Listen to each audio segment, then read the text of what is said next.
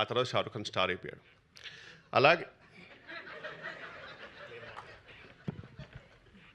Okay అండి, మా టీంలో అందరూ కొంచెం షై ఫీల్ అవుతున్నారు, నేను మాడతాను ఇవాళ. సో నా స్పీచ్ ఇది.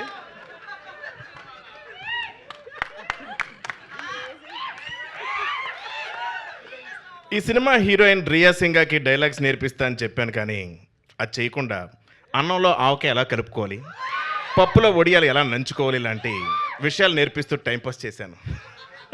రియా కోస్టార్స్ అయిన వినల్ కిషోర్, అజయ్, హర్ష చెవుడు, కబీర్ సింగ్ దుహాన్, గుండు సుదర్శన్ టైం సెన్స్ లేని నా కోసం సెట్లో వెయిట్ చేయడం ఇష్టం లేదని వార్నింగ్ ఇచ్చారు. Love you brothers. Editor Karthik Srinivas edit టేబుల్లో నేను లేని సీన్స్ బాగా ఎంజాయ్ చేశారని కాంప్లిమెంట్ ఇచ్చారు. ఈ విషయం చెర్రీ గారికి చెప్పుకునే డబ్బులు ఎవరు. ఇక మ్యూజిక్ ఇస్తున్నప్పుడు కాలభైరవ్ ఏమన్నాడంటే, ఆల్రెడీ అక్కడ సత్యదేవ్ యాక్టింగ్ వాయిస్తున్నాడు కదా, మళ్ళీ నేను ఎందుకు వాయించడం అని మ్యూజిక్ కొట్టకుండా చిరాకు పడ్డాడు. భైరవ్ అన్న, ఐ లవ్ యూ. ఈ సినిమా స్టైలిష్ తేజ సినిమా ముందు నేను సన్నబడతానని ఇచ్చిన మాటలు నమ్మి మోసపోయి సెట్లో బట్టలు లూజ్ చేయడానికి కుట్టుకుంటూ నన్ను తిట్టుకున్నాడు.